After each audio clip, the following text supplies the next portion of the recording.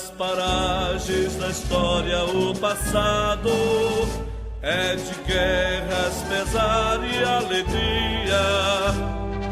É vitória pousando suas asas sobre o verde da paz que nos guia.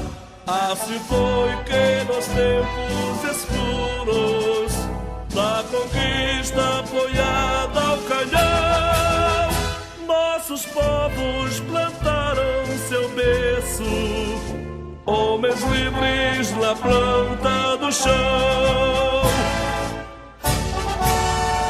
Amazonas de bravos que doam, sem orgulho nem falsa nobreza, aos que sonham teu canto de lenda, aos que lutam mais vida e riqueza. Hoje o tempo se faz claridade, só triunfa a esperança que luta. Não há mais o mistério, e das matas um rumor de alvorada se escuta.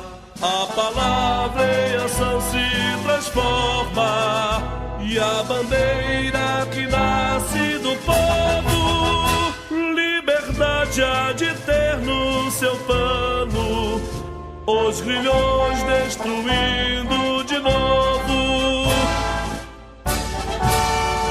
Amazonas de bravos que doam, sem orgulho nem falsa nobreza, aos que sonham teu canto de lenda, aos que lutam mais vida e riqueza.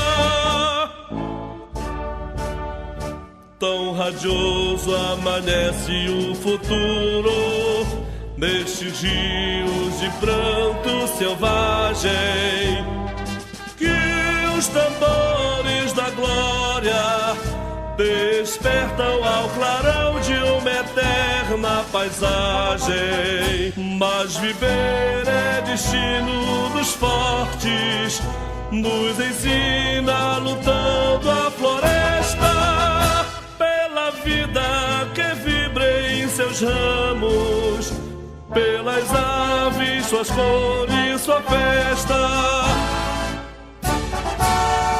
Amazonas de bravos que doam, sem orgulho nem falsa nobreza, aos que sonham teu canto de lenda, aos que lutam mais vida e riqueza.